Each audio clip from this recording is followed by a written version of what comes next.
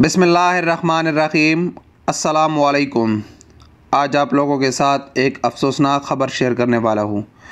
ये ख़बर सऊदी अरब के शहर हाइल से 250 किलोमीटर दूर ज़री इलाके में ट्रैफिक हादसा हुआ है, जिसके नतीजे में 4 पाकिस्तानी कारकुनों समेत 9 अफराद हलाक हो गए हैं।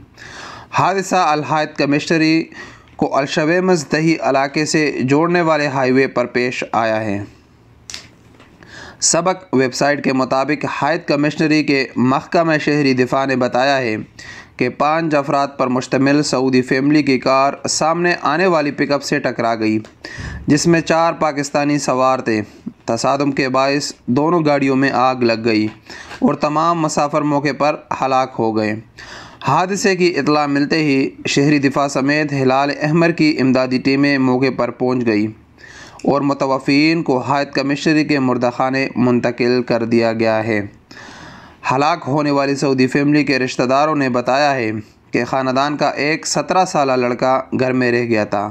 वो लोग हाइल शहर में रहते थे और अपने अजीज़ व अकारिब के पास जा रहे थे। हलाक होने वालों में पाकिस्तानी कारकुनों के अलावा सऊदी फैमिली की कार में एक शहरी, इनकी अहलिया, इनकी 2 लड़कियाँ और एक लड़का सवार थे। महकमा शहरी दिफा ने बताया है कि हादसे की वजह तेज़ रफ्तारी मालूम हो रही है, ताहम वाक़या की तफ्तीश जारी है।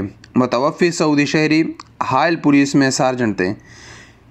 इनका नाम नाइफ मरज़ूक अल रशीदी था, जबकि पाकिस्तानी कारकुनों की शनाख्त अभी नहीं हुई।